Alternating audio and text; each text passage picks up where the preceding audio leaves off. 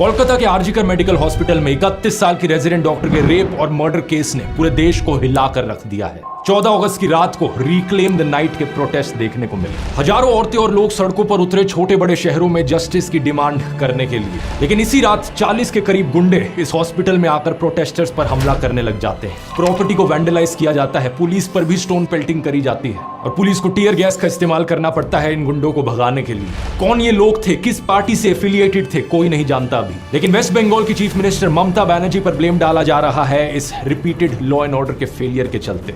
सबसे बड़ा सवाल यहाँ पर उठ रहा है, देश भर में औरतें आखिर सुरक्षित क्यों नहीं है। इस आउटरीच के बीच एक और ऐसी रेप और मर्डर की खबर आती है उत्तराखंड से, जहां पर एक नर्स अपने घर लौट रही थी हॉस्पिटल से, उसकी हत्या कर दी गई। मुझे दुख इस बात का है कि आउटरीच सिर्फ हफ्ते 2 हफ्ते चलती है और फिर खत्म हो जाती है। औरतों के खिलाफ इस वायलेंस के पीछे की रूट कॉज को कोई एड्रेस ही नहीं करता। इस प्रॉब्लम को अगर हमें सॉल्व करना है तो 3 कारण है जिनकी बात हमें करते रहनी पड़ेगी। पहला, समाज का पेट्रियार्कल माइंडसेट। इंटरनेट पर चीप कंटेंट जो औरतों को ऑब्जेक्टिफाई करता है, रेप को ट्रिवियलाइज करता है, सेक्सुअल हैरेसमेंट को कैजुअली लेता है। एनिमल और कबीर सिंह जैसी फिल्में, माँ बहन की गालियों को नॉर्मलाइज किया जाना, ये सारी ऐसी चीजें हैं जिससे माइंडसेट प्रोपोगेट होता है और औरतों के खिलाफ वायलेंस इनकरेज होता है। दूसरा, विक्टिम ब्लेमिंग। समाज में रेप के लिए हमेशा औरतों को ही जिम्मेदार ठहराया जाता है। लोग अजीबोगरीब बहाने मारते हैं कि औरत का रेप तो इसलिए हुआ क्योंकि वो बाहर गई थी, छोटी स्कर्ट्स पहने थी, औरतों को बाहर नहीं निकलना चाहिए, स्ट्रेंजर्स के साथ बात नहीं करनी चाहिए, सारा ब्लेम औरत पर ही डाल दो। इससे रेपिस्ट को लगता है कि उनकी तो कोई गलती ही नहीं थी। तीसरा, रेपिस्ट को पॉलिटिकल सपोर्ट मिलना। लोग बात तो करते हैं ऐसे इंसिडेंट्स के बाद कि रेपिस्ट को फांसी चढ़ा देना चाहिए,